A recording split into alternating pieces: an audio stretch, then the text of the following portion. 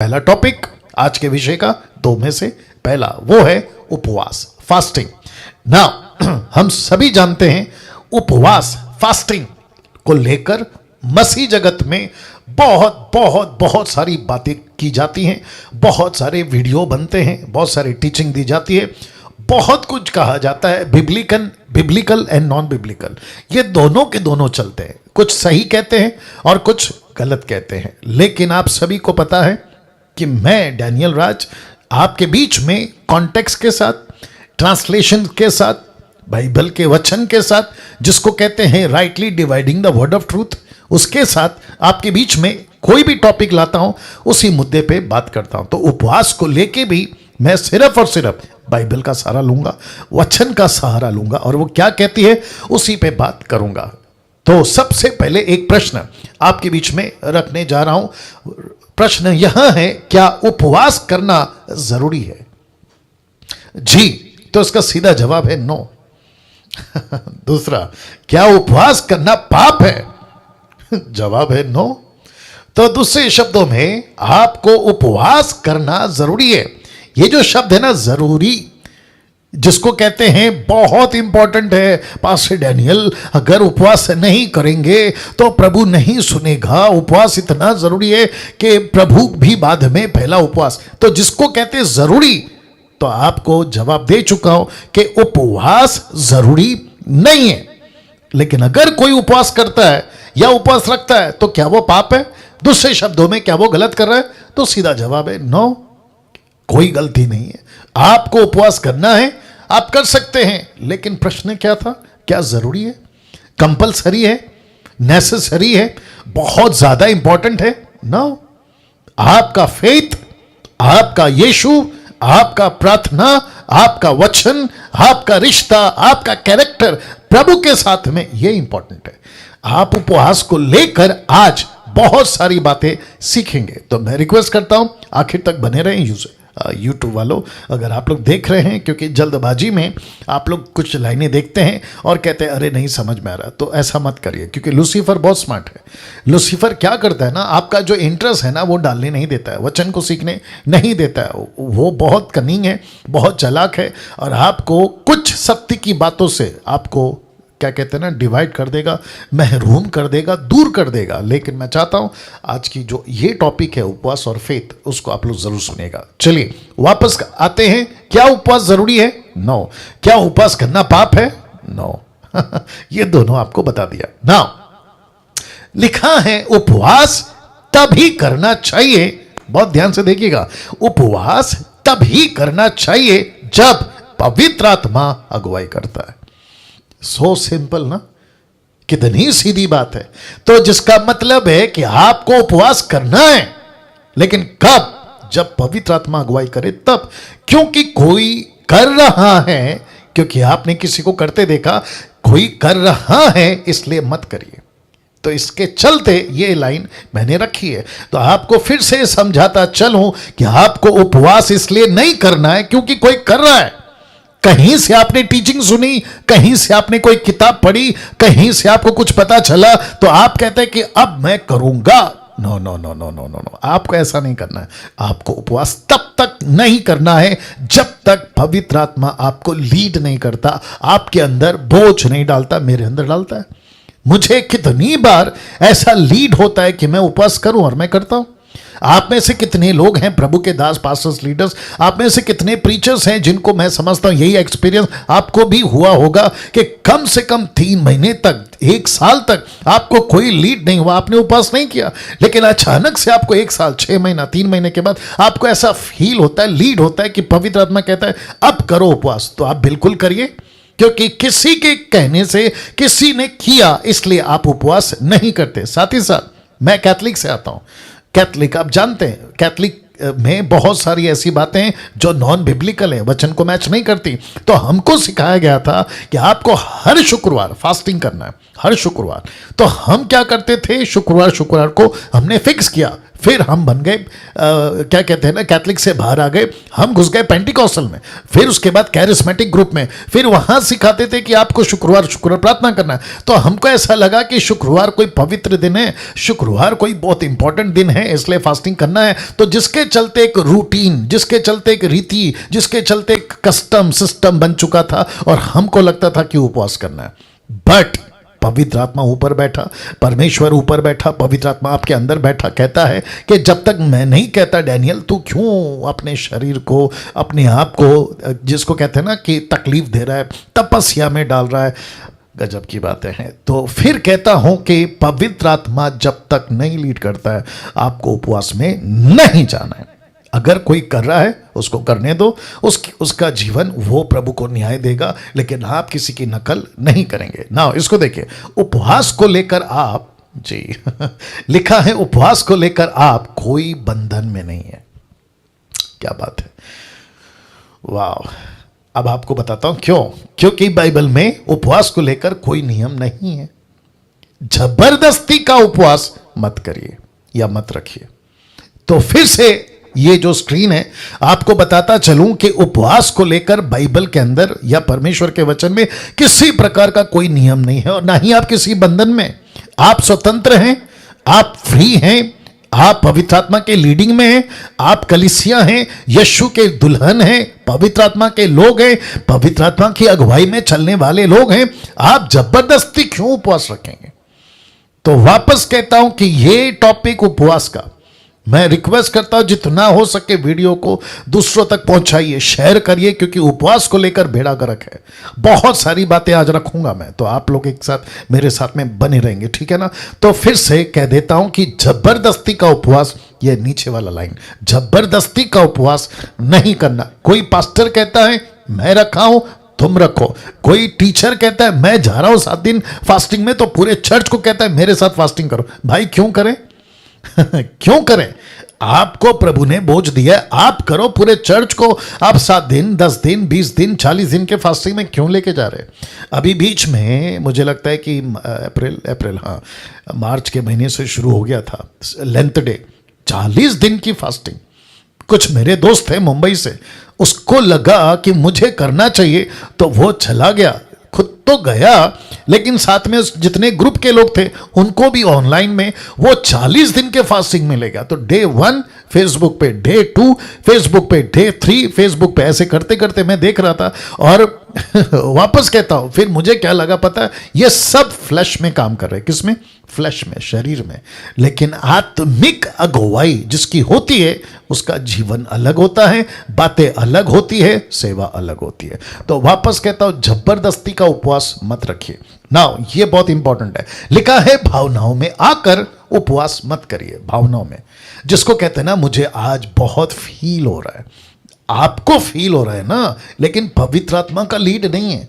आपने किसी African preacher को देखा कि वो कह रहा है कि मैं फास्टिंग में गया, मुझे पावर मिला, मैं फास्टिंग में गया, मुझे ये मिला। मैं तो उसको रखूंगा कि क्या मिलता है, क्या नहीं मिलता है, और कौन लीड कर रहा है। लेकिन किसी भी प्रकार के इमोशनली होकर या भावना में आकर आपको उपवास नहीं करना है। मैं रिपीट करता हूं, नहीं करना है ना। इसको भी देखिए, कई सेवकों ने अपनी जान गंवाई है, बाप रे। और बहुतों ने तो जब उपवास का उनको रिजल्ट नहीं मिला तो सेवा तक छोड़ दी है। Can you believe that? मैं रिपीट करता हूं, उपवास किया 40 दिन और मर गए। क्यों? क्योंकि इतना कठोर और इतना सख्त उपवास किया कि पानी तक नहीं पीते थे। अगर पानी भी पीते थे तो 24 घंटे में 1 या 2 बार। और आपका जो शरीर है ना, उसको लिक्विड चाहिए। आपका जो शरीर है उसको खाना चाहिए। आपका जो शरीर है वो उस सिस्टम से बना है कि आपको 24 घंटे में आपका जो शरीर है वो मांगता है। और याद रखो, माय गुडनेस गेट रेडी, आपका शरीर आपका नहीं है, आपका शरीर आपका नहीं है, ये पवित्र आत्मा का शरीर है। आप इसको मन चाहा भावना में आकर किसी के कहने से आप अपनी, और जीसस क्राइस्ट, किसी ने कहा कि प्रभु कहता है फास्टिंग करो, तो हम चले जाते हैं। भावना, इमोशनल, रियलिटी अलग है, इमोशनल अलग है। मैं इसके ऊपर प्रचार कर चुका हूं। और फिर कहता हूं, मैं कईयों को जानता हूं मर गए। मेरे 29 साल के मिनिस्ट्री में मैंने कईयों को देखा है कि वो उपवास करते करते जब लिमिट क्रॉस हो गया मर गए। अच्छे अच्छे सेवक की बात कर रहा हूं। और फिर कुछ तो ऐसे भी दिखे मुझे कि उपवास किया और जब रिजल्ट नहीं मिला, क्योंकि मर्जी से कर रहे थे ना, जबरदस्ती कर रहे थे, तो प्रभु क्यों देगा रिस्पॉन्स या रिजल्ट। और फिर ऐसा किया कि अरे प्रभु लगता है तू सच्चा नहीं है, तू अच्छा नहीं है, मेरे ऊपर तेरी योजना नहीं है, आज से मैं मिनिस्ट्री बंद कर रहा हूं, सेवा तक छोड़ दिए। इसको कहते हैं नॉनसेंस, इसको कहते हैं मूर्खता, इसको कहते हैं पागलपंती। ना इसको देखिए, कई लोग सिखाते हैं, क्या सिखाते हैं? अगर पावरफुल बनना है, याद रखो क्या सिखाते हैं, अगर पावरफुल बनना है तो आपको उपवास में जाना होगा। वाह अगर आपको पावरफुल बनना है मिनिस्ट्री में तो आपको कहां जाना होगा? आपको उपवास जाना होगा। अब इनके पास में कुछ सिस्टम है, 7 दिन का उपवास, 10 दिन का उपवास, 20 दिन का उपवास और आखिरी है 40 दिन का उपवास। आपके बीच में रखने जा रहा हूं, यह धारणा गलत है, टोटल गलत है। मैं आपको बताऊंगा क्यों ये टोटल गलत है। फिर से कहता हूं कि पावरफुल बनने के लिए आपको किसी प्रकार का हाथ पैर नहीं मारना है, आपको किसी प्रकार का अपनी ताकत नहीं लगाना है, क्योंकि पावरफुल आप नहीं बनते हैं, पावरफुल परमेश्वर बनाता है। क्या बात है, वाह मुझे लगा ताली बजेगी। शुक्रिया निर्जला जी, या thank you brothers, thank you sisters. वापस आते हैं, आप खुद पावरफुल नहीं बनते। मैं कितनों को सुनाऊं और सुनते वक्त में गुस्सा बहुत आता है, क्या मुझे ऐसा फील होता है कि उस वीडियो के अंदर घुसूं, उसको पूछूं कहां से लाते हो ये टीचिंग, उसको पकड़ के पूछूं किसने सिखाया, कौन तुमको, किसके इन्फ्लुएंस में तुम ये बातें करते हो। ऐसी ऐसी टीचिंग आती है, दिमाग खराब हो जाता है। तो कहते हैं कि पावरफुल बनना है तो आपको उपवास में जाना होगा। कौन सा दिन? 7 दिन, 10 दिन, 20 दिन, 40 दिन। और एक बताता हूं, दिमाग में आ रहा है, अभी नहीं रखा मैंने, आपको ऐसे बताता हूं। एक पास्टर थे, वो कहते थे मैं सब पर हाथ रख के प्रार्थना कर सकता हूं। बोला क्यों? बोला मैंने 40 दिन फास्टिंग की है। बोला ओके, तो आपके ऊपर कौन प्रार्थना कर सकता है? बोला जिसने 80 दिन फास्टिंग की है। आप समझ गए? वो पास्टर ने 40 दिन फास्टिंग की है, वो सब पे हाथ रख सकता है। अगर उस पे किसी को हाथ रख के प्रार्थना करना है तो उस व्यक्ति ने कम से कम 80 दिन का फास्टिंग करना चाहिए, तब जाकर वो 40 दिन वाले के ऊपर हाथ रख के प्रार्थना कर सकता है। अब आप सोच के देखो क्या लेवल है इनकी मूर्खता की और कहां जा रही है मसीहत। ऐसे ऐसे कैरेक्टर्स हैं मसीहत में, क्या करें। वापस आते हैं, पावरफुल आप नहीं बनते हो, पावरफुल आपको परमेश्वर बनाता है, लेकिन ये आपकी तपस्या से नहीं होता है। ये परमेश्वर का अनुग्रह है, ये परमेश्वर का प्रेम है, ये परमेश्वर का दया है। ना इसको देखिए, जब कभी भी आप बाइबल में कोई वचन पढ़ते हैं किसके बारे में, उपवास को लेकर, तो उसकी नकल मत करना। जैसे कि मूसा ने उपवास किया था, कहां रख रहा हूं, निर्गमन की किताब उसका 34 का 28, the book of Exodus chapter 34 verse 28 लिखा है, मूसा तो वहां यहोवा के संग 40 दिन और रात रहा। तो इसको कहते हैं 40 days 40 nights। कहां रहा? यहोवा के संग। वचन नीचे लिखता है, और तब तक ना तो उसने रोटी खाई ना पानी पिया, और उसने उन तख्तियों पर वाचा के वचन अर्थात 10 आज्ञा लिख दी। अब इसकी नकल आज आप और हम कर सकते हैं? Please answer. वाह आपको पता है कुछ एक्स्ट्रा धार्मिक लोग, जिसको कहते हैं ना बहुत पवित्र लोग, वो क्या करेंगे और करते भी हैं, ऐसा वचन को निकालेंगे, खुद को भी बात करेंगे, चर्च को भी सिखा देंगे कि देखो मूसा ने 40 दिन 40 रात ना कुछ खाया ना कुछ पिया, उसने उपवास किया, तब जाकर परमेश्वर का वचन उसके पास पहुंचा। अगर हमको भी प्रभु का वचन चाहिए तो चलो चलते हैं पहाड़ के ऊपर और जाकर करते हैं 40 दिन 40 रात उपवास, और बिना कुछ खाए और बिना कुछ पिए। इसको कहते हैं नॉनसेंस, इसको कहते हैं मूर्खता। आप ही बताइए, क्या इसकी नकल कर सकते हैं? जिसके चलते लिखा है, जब कभी भी आप किसी भी प्रकार का वचन पढ़ते हैं, खास करके उपवास को लेके, आपको किसी वचन की नकल नहीं करनी है। मूसा को नमस्ते, मूसा को नमस्ते, मूसा जी आपने फास्टिंग किया, प्रभु आपको आशीष दे, आपको लीड हुआ, आपने फास्टिंग किया, प्रभु आपको आशीष दे, वो आपका टाइम था, वो आपका दौर था, वो आपका वक्त था, अब उसको रिपीट हम नहीं करेंगे। यस और नो? कमन बात करिए, यस और नो। मतलब आप लोग वहीं से भी जवाब दे सकते थम करके, यस और नो। किसी प्रकार की नकल नहीं करनी है। वो मूसा था, मूसा को कहा, मूसा के साथ हुआ, वो मूसा तक चैप्टर क्लोज करो, आप अभी मूसा नहीं है। दूसरा, नकल किसकी करते? दानियल की, बाइबल वाला लिखा है दानियल ने भी उपवास किया था, रेफरेंस रख रहा हूं, दानियल की पुस्तक 10वां अध्याय वचन 3, the book of Daniel chapter 10 verse 3 लिखा है उन 3 सप्ताहों के पूरे होने तक। तो इसका मतलब है उसने कितना दिन फास्टिंग किया? 21 डेज। ये 21 डेज का कॉन्सेप्ट इतना गजब का चलता है कि मैं आपको क्या बताऊं। तो कहता है कि उसने 3 सप्ताह के लिए पूरे किए, फास्टिंग किया। फिर कहता है दानियल, मैंने ना तो स्वादिष्ट भोजन किया, ना मांस व दाखमधु अपने मुंह से रखा या मुंह में रखा, ना अपनी देह में कुछ तेल लगाया। दूसरे शब्दों में, इसको आप पढ़ते हैं हिंदी में, फिर आप पढ़ते हैं इंग्लिश में, लेकिन जब आप ओरिजिनल मैन्युस्क्रिप्ट पढ़ते हैं जो हिब्रू है, लैटिन है, आप जब उस माफ करें अरामिक है, जब आप उसमें पढ़ते हैं आपको पता चलता है कि दानियल ने खाना खाया लेकिन स्वादिष्ट नहीं। उसने पानी पिया या दाखरस जिसको अंगूर कहते हैं वो नहीं, तो इसने खाना खाया था भाई, इसने पेट भरा था, इसने दाखरस नहीं लेकिन पानी तो पिया था।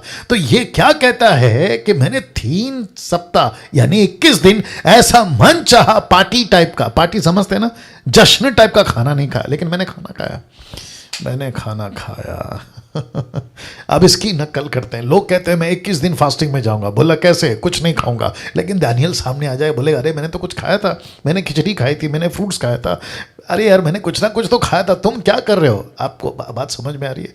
तीसरा एग्जाम्पल देता है योएल का, आपको पता होगा द बुक ऑफ योएल, जोएल बोएल, इसने भी उपवास किया था। कैसे? बताता हूं। योएल की किताब उसका 2 अध्याय वचन 12 लिखा है, तो भी यहोवा की ये वाणी है, अभी भी सुनो। कौन कहता है? योएल।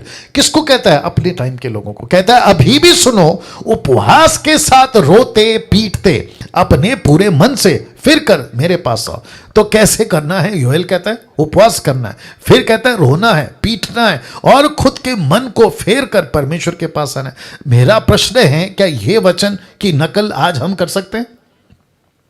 शुक्रिया शुक्रिया शुक्रिया शीला जी, शीला एस, हाँ शुक्रिया शीला जी, वाह, हम नहीं कर सकते हैं ना ये हम नहीं कर सकते हैं। देखिए मैं वापस कहता हूं, किसी मैन ऑफ गॉड की, किसी प्रभु के दास की, किसी बाइबल के जमाने की, किसी प्रॉफिट की, किसी भी व्यक्ति की, अब्राहम से लेके मूसा तक, मूसा से लेके जॉन द बैप्टिस्ट तक, जॉन द बैप्टिस्ट से लेकर पॉल तक, किसी की नकल नहीं करना है। यहां तक कि वर्तमान, आप देख लीजिएगा, लिखा है वर्तमान सेवकों की भी नकल मत करिए। कोई कहता है अफ्रीका में एक ऐसा प्रीचर है जो बहुत फास्टिंग करता है और उसकी मिनिस्ट्री अद्भुत चल रही है, अमेरिका में और फिर भारत में, किसी की भी नकल मत करो, किसी की भी नकल मत करो। मैं रिपीट करता हूं, कुछ कॉन्सेप्ट्स हैं साहब, मैं रखूंगा अभी आज, कुछ कॉन्सेप्ट हैं, वो कहते हैं मेरी मिनिस्ट्री के पीछे आज मैं इतना पावरफुल हूं, मैं सक्सेस हूं, उसके पीछे वो प्रभु को क्रेडिट नहीं देते, वो पवित्र आत्मा को क्रेडिट नहीं देते। किसको देते पता है? फास्टिंग को। कहता है मैं 40 दिन फास्टिंग में था, कितनी बार? कम से कम 10 बार, तब जाकर ये अभिषेक मुझे मिला है, तब जाकर ये अनॉइंटिंग मुझे मिला है, तब जाकर ये पवित्र आत्मा मुझे मिला है, तब जाकर, अरे बाप रे, ऐसी क्या कहते हैं ना, डींगे मारते हैं कि मैं क्या बताऊं। तब जाकर मैंने लिखा है, देख लीजिएगा, शारीरिक भक्ति से कुछ नहीं होगा। मैं रिपीट करता हूं, शारीरिक भक्ति से कुछ नहीं होगा। यह फास्टिंग क्या है? तपस्या, शारीरिक भक्ति, इससे कुछ नहीं होगा। आपको दिखावे के लिए कुछ नहीं करना है। मैं रिपीट करता हूं, आपको पब्लिक को दिखाने के लिए आपको कुछ नहीं करना है। तो शारीरिक भक्ति बंद करिए, खुद को पीटना, खुद को, ये देखो क्या किया इसने, रख रहा हूं, इसने क्या किया था पता है? देखिए क्या लिखा है, उपवास के साथ में रोते पीटते। मुसलमान मुहर्रम के टाइम पे क्या करते हैं आप सभी जानते हैं, वो खुद को पीटते हैं, खुद को लहूलुहान करते हैं, चाकू से, पता नहीं किस किस से। वो कहते हैं कि उस टाइम पे हम उसका साथ नहीं दे सके, इसलिए अभी उसकी याद में अभी कर रहे हैं। अब आप बताइए, ऐसी ही मेंटालिटी और ऐसी ही मूर्खता मसीहों में। यीशु के टाइम पे हम दुख नहीं उठा सके, यीशु जब क्रूस उठा रहा था तो हम आंसू नहीं बहा सके, यीशु के टाइम पे हम दुख में नहीं जा सके, अब उसकी याद में अभी जाएंगे। तो मैं तो कहता हूं ऐसों को तो सूली चढ़ाओ, इनको भी खीले मारो, इनको भी कोड़े बरसाओ, तब पता चलेगा। तो फिर से कहता हूं कि किसी तरीके की किसी की नकल नहीं करनी है, यहां तक कि वर्तमान सेवकों की भी नकल नहीं करनी है। अगर कोई ऐसा आदमी कहता है pastor, bishop, reverend, apostle, profit, ऐसा वैसा पैसा जो भी हो, अगर ऐसा कोई कहता है कि मैं 40 दिन के फास्टिंग के बाद ये अनॉइंटिंग मुझे मिला है, उसको दूर से नमस्ते करो, उसको दूर से नमस्ते करो। पता है क्यों? क्योंकि वो शारीरिक भक्ति से कमा कर बैठा है, शारीरिक भक्ति। और ये कौन सा स्पिरिट है मैं वो भी बताऊंगा। शारीरिक भक्ति से आपको कोई लाभ नहीं होगा, तो दिखावे के लिए किसी प्रकार का कोई उपवास नहीं करना है। आइए देखते हैं यीशु ने क्या कहा। लिखा है, क्या कहा था यीशु ने उपवास को लेकर, देखना चाहोगे? और वापस कहता हूं कॉन्टेक्स्ट में पढ़ना है आपको। तो मत्ती की किताब उसका 6:16 से 18 तक लिखा है, जब तुम उपवास करो, तो ऊपर से बात करते करते, दिखावे की बात करते करते यीशु ने कहा कि जब तुम उपवास करो, तो लिखा है तो कपटियों की नाई, मतलब जो संसारिक लोग हैं ना, जो दूसरे का दिखावे का करते, तो लिखा है कपटियों की नाई तुम्हारे मुंह पर उदासी ना छाई रहे। क्योंकि यीशु ने देखा था शास्त्री फरीसी उपवास करते हैं लेकिन सबको बोल के घूमते हैं, उनके चेहरे पे पक्का पता चल जाता है कि आज इनका फास्टिंग है। तो लिखता है कि तुम्हारे मुंह पर उदासी ना छाई रहे, क्योंकि वे अपना मुंह बनाए रखते हैं ताकि लोग उन्हें उपवासी जाने। मैं तुमसे सच कहता हूं कि वे अपना प्रतिफल पा चुके। अब इसको देखो, परंतु जब तू उपवास करे या जब तुम उपवास करो, तो क्या कहता है? कहता है तो अपने सिर पर तेल मल, मुंह धो। फिर कहता है ताकि लोग नहीं परंतु तेरा पिता जो गुप्त में है तुझे उपवासी जाने, और इस दशा में तेरा पिता जो गुप्त में देखता है तुझे प्रतिफल देगा। तो मैं दिखावे की फास्टिंग क्यों करूं? वाह, मैं दिखावे की फास्टिंग क्यों करूं? मैं पब्लिक को क्यों दिखाऊं कि मैं 40 दिन फास्टिंग में? अच्छा वो छोड़िए, माय गुडनेस गेट रेडी। उपवास आपके और परमेश्वर के बीच की बात है। देखो ना, लिखा है ना, जब तू उपवास करे तो सिर पे तेल मल, मुंह धो, ताकि लोग नहीं तेरा पिता जो गुप्त में तुझे उपवासी जाने और तुझे वो प्रतिफल देगा। तो ये बिटवीन यू एंड फादर, ये कॉन्सेप्ट परमेश्वर को और आपका बीच का है।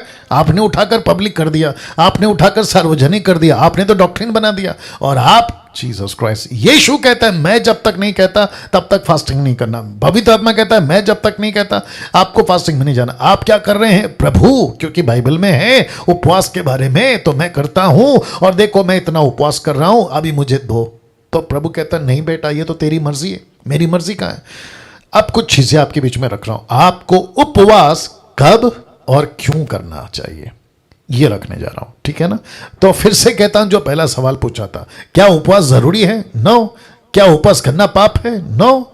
तो फिर आंसर क्या है? जब तक प्रभु आपको लीड नहीं करता आपको उपवास नहीं करना है, सीधी बात है। ओके, आपको उपवास कब और क्यों क्वेश्चन मार्क करनी चाहिए, इसका जवाब देने जा रहा हूं। अगर आप लोग तैयार हैं तो मैं रख रहा हूं। Okay, now here we go. Ministry के लिए उपवास करो, मैं अप्रिशिएट करूंगा। मिनिस्ट्री के लिए आप उपवास करो। मिनिस्ट्री में कोई रुकावट है, उपवास करो। डंके की चोट पे बोल रहा हूं, उपवास करो। आप प्रभु के पास जा सकते हैं, प्रभु मेरी चर्च, मेरी मिनिस्ट्री, मेरा कुछ भी ठीक नहीं हो रहा है, मुझे कैसे मैं बैठूं, मैं कैसे प्रार्थना करूं? आपको मिनिस्ट्री के लिए उपवास करना है, गो हेड। मिनिस्ट्री में कोई रुकावट है, गो हेड, उपवास करो, बैठो प्रभु के पास में। प्रभु क्या बात है, मेरी सेवा क्यों नहीं बढ़ रही? मैं प्रचार करता हूं, लोगों का मन उद्धार क्यों नहीं पा रहा? मुझसे डिसाइपल क्यों नहीं तैयार हो रहे? मैं वचन को पढ़ता हूं, कोई चीजें समझ में नहीं आती। आप बेशक उपवास में जाइए, बेशक उपवास में जाइए, इसमें कोई दिक्कत नहीं है। आपको प्रूफ देता हूं, आपको कुछ प्रूफ देता हूं। प्रेरितों की किताब उसका 13 का 2 से 4 तक में लिखा है, जब वे उपवास सहित प्रभु की उपासना कर रहे थे। किसके सहित? उपवास के साथ। क्यों? क्योंकि उनको पता था कि मिनिस्ट्री को आगे बढ़ाना है। तो उनका दिमाग में यह था कि प्रभु अगर सेवा को फैलाना है तो हमको योग्य लीडर दे। तो लिखा है, तो पवित्र आत्मा ने कहा, ओके मैं बताता हूं किसको अलग करना है। तो कहता है, मेरे निमित्त बरनबास और शाऊल को उस काम के लिए अलग करो जिसके लिए मैंने उन्हें बुलाया। तो इससे क्या पता चल रहा है कि आपका फास्टिंग आपका व्यक्तिगत फायदा नहीं कर रहा है, आपका फास्टिंग परमेश्वर का किंगडम का फायदा कर रहा है। क्या बात है दोस्तों, वाह। आजकल ऐसे लोग हैं जो बरनबास तो बनना चाहते हैं, शाऊल भी बनना चाहते हैं, लेकिन खुद का फायदा, खुद का किंगडम। लेकिन प्रभु कहता है कि मैंने उसको अलग किया है। किसके लिए? मेरे लिए। देखो ना, लिखा है ना, जिसके लिए मैंने उन्हें बुलाया है। फिर कहते हैं, तब उन्होंने उपवास और प्रार्थना करके और उन पर हाथ रखकर उन्हें विदा किया, सो वे पवित्र आत्मा के भेजे हुए। जरा शब्द पे ध्यान दीजिएगा, उसको चर्च ने नहीं भेजा। निर्जला जी देखिए क्या गजब की चीज है। उनको संस्था ने नहीं भेजा, उनको डिनोमिनेशन ने नहीं भेजा, लिखा है पवित्र आत्मा ने भेजा।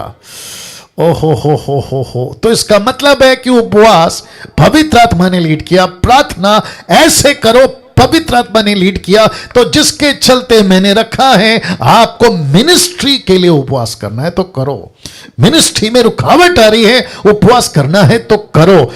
जिसके चलते ये एग्जाम्पल रखा है। और फिर लिखा है कि उन्हें विदा किया, सो वे पवित्र आत्मा के भेजे हुए सिलिकुया को गए और वहां से जहाज पर चढ़कर कुप्रुस को चले। तो इसका मतलब है कि लीडिंग पवित्र आत्मा ने की। वाह, कैसा लग रहा है आप लोगों को अभी तक? Amazing amazing amazing. दीवा जी कैसा लग रहा है? दीवा कैसा लग रहा है? या फोकस है ना? Wonderful Jesus. मैं समझता हूं कि ऐसी लीडिंग मिनिस्ट्री के लिए परमेश्वर हम सबको दे कि प्रभु क्या बात है, सेवा क्यों नहीं हो रही? प्रभु क्या बात है, मिनिस्ट्री क्यों नहीं बढ़ रही? प्रभु क्या बात है? क्या मैं फास्टिंग में जाऊं? मैं जाना चाहूंगा। क्या आप लीड करते हैं? प्रभु मैं 3 दिन 10 दिन 7 दिन, आप जैसा कहो प्रभु मैं बैठना चाहता। क्यों? क्योंकि आपका किंगडम को बढ़ाना है, आपके राज्य को बढ़ाना है। वाह दिमाग में कुछ आ रहा है, लेकिन एनीवे सुनिए, आपको उपवास इन सब चीजों के लिए नहीं करनी है। लेट मी रिपीट, इन सब चीजों के लिए नहीं करनी है। वो कौन कौन सी चीजें हैं आपके बीच में रखना। सबसे पहला, परमेश्वर के करीब आने के लिए, पवित्र आत्मा से भरने के लिए और वरदानों को पाने के लिए आपको नहीं करना है। क्यों पास्टर डैनियल? क्यों? क्योंकि परमेश्वर आपके करीब आ चुका है, पवित्र आत्मा आपको मिल चुका है। अब इसको देखो, वरदाने भी आपको मिल चुके हैं। तो बहुत सिंपल चीज है ना। तो वापस रखता हूं, हो सकता है कि आपने ध्यान नहीं दिया। आपको इन सब चीजों के लिए उपवास नहीं करना है, परमेश्वर के करीब आने के लिए नहीं करना है, पवित्र आत्मा से भरने के लिए नहीं करना है, वरदानों को पाने के लिए नहीं करना है। क्यों? क्योंकि परमेश्वर आपके करीब ऑलरेडी आ चुका है। पवित्र आत्मा का वरदान आपको मिल चुका है, माफ करें, पवित्र आत्मा आपको मिल चुका है और वरदान भी आपको मिल चुके हैं। तो इसका मतलब यह हुआ कि आपको किसी प्रकार का, कुछ लोग कहते हैं पता है, पवित्र आत्मा से भरना है, पवित्र आत्मा से भरना है, आपको उपवास में जाना होगा। पवित्र आत्मा ठप करके मारेगा, कहेगा कि मैं ऑलरेडी तेरे अंदर हूं, अब कौन सा पवित्र आत्मा मांग रहा है? वरदान से भरना है पास्टर जी, वरदान वरदान वरदान। ऊपर से प्रभु बोलेगा ऑलरेडी दे दिया है ना भाई, और जो वरदान दिया है वो तेरे लिए थोड़ी दिया है, परमेश्वर के राज्य के लिए दिया है। अच्छा, कुछ लोग कहते हैं परमेश्वर को ढूंढो, परमेश्वर को चाहो, परमेश्वर के नजदीक आओ। पावर ऑफ फास्टिंग, ये भी कॉन्सेप्ट लेकर आते हैं, पावर ऑफ फास्टिंग। अब्बा। तो इसका मतलब है कि प्रभु कहता है कहां जा रहे हो? मूसा करता था मेरे लिए प्रार्थना, उपवास, अब्राहम करता था उपवास, जोशुआ करता था उपवास, ये सब करते थे उपवास। क्यों? क्योंकि मैं नहीं था ना उनके पास, लेकिन तुम तो मेरी कलीसिया हो। क्या बात है, वाह, तुम तो मेरी दुल्हन हो, मैं ऑलरेडी तुम्हारे अंदर आ चुका हूं, पवित्र आत्मा तुमको दे चुका हूं, वरदान से तुमको भर चुका हूं। तो अब क्या करना है? Action, that's it. अब बचा क्या? एक्शन। आपको निकलना है, काम करना है, आपको जाना है, काम करना है, यही तो बाकी है। इसलिए सुनो सुनो सुनो, एक एग्जांपल आ रहा है। जब यीशु ऊपर चले गए, असेंशन हो गए, स्वर्ग में उठाए गए, एक्ट चैप्टर 1 का 10 में, तो चेले है ना 120 ऐसा ऊपर देख रहे थे। ऊपर से दो पुरुष आए, माफ करें, दो पुरुष आए, आकर कहा कि ऊपर क्या देख रहे हो। दूसरे शब्दों में उन्होंने कहा कि गलील के पुरुष हो, ऊपर क्या देख रहे हो। तो ब्रैकेट में गलील क्यों? क्योंकि उनको पता था कि ये गलीली लोग, ये वो लोग हैं जिनको मिशन मिला है, जिनको ग्रेट कमीशन मिला है। अगले हफ्ते का वही टॉपिक है, अभी से बता दे रहा हूं। इनको मिशन मिला है, तो जिसके चलते ये ऊपर देख रहे हैं। तो ऊपर से प्रभु बोलता है, दो पुरुषों को भेजकर इनको बोलो आगे जाओ, इनको बोलो काम करो। इधर हम भी वही गलती कर रहे हैं, हम भी वही गलती कर रहे हैं। गलती क्या कर रहे हैं पता है? प्रभु आ चुका है, पवित्र आत्मा मिल चुका है, वरदान दे चुका है, लेकिन फास्टिंग में वेट कर रहे हैं। माय गुडनेस, सोच के देखो, फास्टिंग में वेट कर रहे हैं, प्रभु दे, प्रभु दे। ऊपर से प्रभु बोलता है बेटा कब का दे दिया, अभी क्या मांग रहा है। माय गॉड, वाह, थोड़ा डाइजेस्ट करिए स्टेटमेंट को, तब तक पानी पी लेता हूं। Wonderful Jesus. मेरी प्रार्थना है पवित्र आत्मा इस वक्त उन सब के लिए जो अभी यूट्यूब पे, जूम पे, कहीं भी देख रहे होंगे, प्रभु इन चीजों से इनको भरिए, इन चीजों से इनको भरिए, ताकि भटकने से बचें, दूसरों को भटकाने से बचें। वाह, अब एक कॉन्सेप्ट रख रहा हूं, लिखा है now understanding these three concepts, या दिस या दीज आएगा, anyway. Now understanding this 3 concepts, कौन सा है रखने जा रहा हूं। मैं फिर कहता हूं, ये 3 कॉन्सेप्ट को आपको समझना होगा। लिखा है हर विश्वासी की ये 3 तरह की नीड्स होती है, नीड्स, NEEDS, नीड्स, ओके।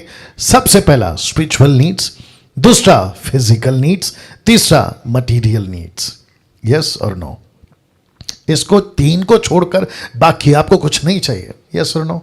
तो वापस आते हैं spiritual needs, physical needs, material needs. इसको छोड़ आपको और क्या चाहिए? अब मजे की बात देखो क्या है। याकूब 1:17 क्या कहता है पता है? लिखा है क्योंकि हर एक अच्छा वरदान और हर एक उत्तम दान ऊपर से ही आता है और ज्योतियों के पिता की ओर से मिलता है, जिसमें ना तो कोई परिवर्तन हो सकता है, ना अदल बदल के कारण उस पर छाया पड़ती है। इसका मतलब है, याकूब कहता है कि हर अच्छा वरदान तो प्रभु देता है, ऊपर से आता है और आ चुका है। तो इसका मतलब है स्पिरिचुअल नीड आपकी कौन पूरी करता है? परमेश्वर। आपकी फिजिकल नीड कौन पूरी करता है? परमेश्वर। मटेरियल नीड कौन पूरी करता है? परमेश्वर। तो जब आपका स्पिरिचुअल नीड पूरा हो चुका है, आपका फिजिकल, पेट दुखना, सर दुखना, किडनी, कोरोना, आपका क्या कहते हैं, कैंसर, ये सारी चीजें प्रभु कहता है मैं बैठा हूं, मैं ठीक करूंगा। मटेरियल, राशन नहीं है, टेलीफोन बिल, इलेक्ट्रिक बिल, बच्चे का स्कूल का फीस, आपका राशन, अरे बाप रे, ये सारी चीजें प्रभु कहता है मैं बैठा हूं। तो जो चीज आपको प्रभु ऑलरेडी दे चुका है, आप उसको लेकर फास्टिंग में क्यों बैठ रहे हो? बताइए प्लीज, आप उसको लेकर फास्टिंग में क्यों बैठ रहे हो? मेरा प्रश्न आप लोगों से यह है, प्लीज आंसर मी। आपका स्पिरिचुअल नीड, फेसबुक वालों माफ करें, यूट्यूब वालों ध्यान से सुनो, आपका स्पिरिचुअल नीड क्या चाहिए था? सैल्वेशन मिल गया। आपको क्या चाहिए था? परमेश्वर की उपस्थिति मिल गया। आपको क्या चाहिए था? पवित्र आत्मा मिल गया। आपको क्या चाहिए था? वरदान मिल गया। फास्टिंग क्यों? फास्टिंग क्यों? फास्टिंग क्यों? अंडरस्टैंड? फिजिकल, मेरा हेल्थ ठीक नहीं, मुझे तकलीफ है प्रभु, मेरा हेल्थ ठीक नहीं। ऊपर से प्रभु बोलता है मेरे कोड़े खाने से तुम चंगे हो गए। वाह, बताइए प्लीज। मटीरियल, पैसा चाहिए, प्रभु कहता है मैं बैठा हूं। नौकरी चाहिए, प्रभु कहता है मैं बैठा हूं। बच्चे का क्या कहते हैं जरूरतें, मैं बैठा हूं। आपकी फैमिली इश्यूज, मैं बैठा हूं। फास्टिंग क्यों? फास्टिंग सिर्फ और सिर्फ एक ही चीज के लिए करते हैं, और वह यह है कि प्रभु तेरा राज्य बढ़े। उसके लिए अगर आप मुझे लीड करते हैं, मैं पक्का जाऊंगा, मैं पक्का जाऊंगा। ये कॉन्सेप्ट आपको समझ में आ गया? नाउ इसको देखिए, आज मसीह समाज में उपवास, बहुत ध्यान दीजिएगा, आज मसीह समाज में उपवास खतरनाक होता जा रहा है। दुष्ट आत्माओं की मिनिस्ट्री को प्राप्त कर रहे हैं।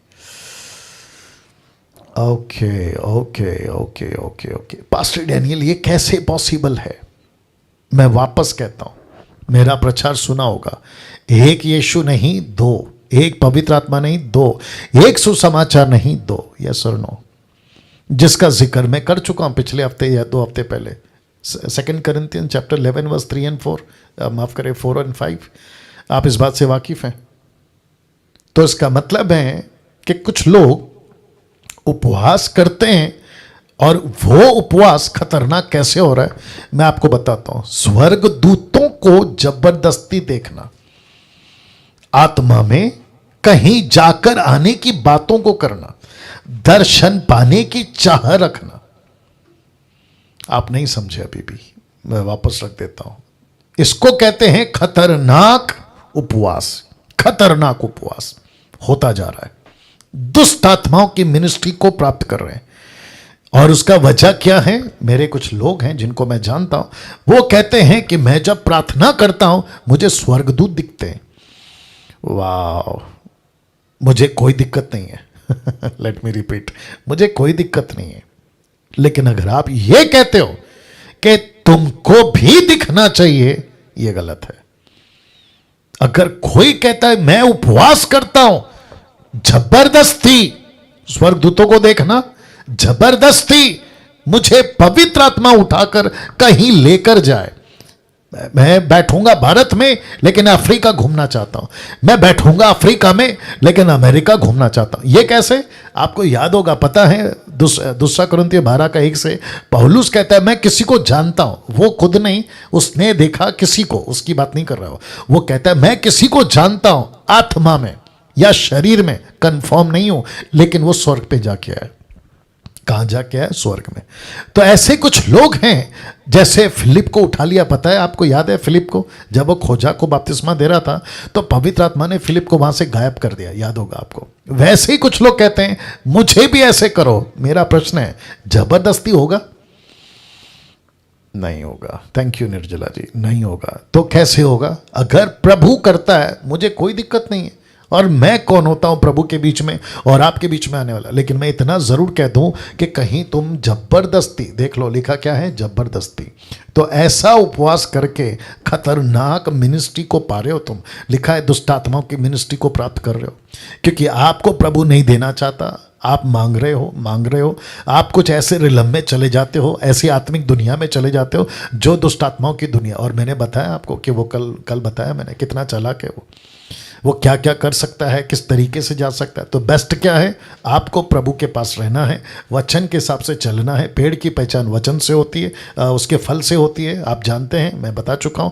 तो इसका मतलब है कि आपको जबरदस्ती कुछ नहीं मांगना है। लेट मी रिपीट, जबरदस्ती नहीं मांगना है। आपको ये नहीं कहना है कि प्रभु, बाइबल के ज़माने में कुछ लोग उड़कर वहाँ चले जाते थे, कुछ लोग आत्मा में वहाँ चले जाते थे, उनको दर्शन मिलता था, ऐसी बातें होती थी, स्वर्गदूत दिखता था, मुझे भी देखना है, मैं भी देखना चाहता हूँ। गई भैंस पानी में। ऐसा मत करिए, रिक्वेस्ट करता हूँ, ऐसा मत करिए। तो फास्टिंग को लेके, एक, जबरदस्त नहीं करना, दूसरा, नकल नहीं करना, तीसरा, जब तक पवित्र आत्मा नहीं कहता फास्टिंग नहीं करना। ये यहां से कह रहा हूं। आप वीकली, आप कहते हैं कि प्रभु या फिर पास्टर जी, डैनियल भाई, मैं हफ्ते में 1 बार उपवास करता हूं, कर सकता हूं, ये आपकी मर्जी है, मैं कोई नहीं होता आपको बोलने वाला। लेकिन फिर से कहता हूं, क्योंकि कोई कहा इसलिए नहीं करना, क्योंकि चर्च का सिस्टम है इसलिए नहीं करना, क्योंकि आपको अच्छा लगता है इसलिए नहीं करना। आपको तब करना है जब आपको लीडिंग होते। I hope you got the point. Now अब बात करते हैं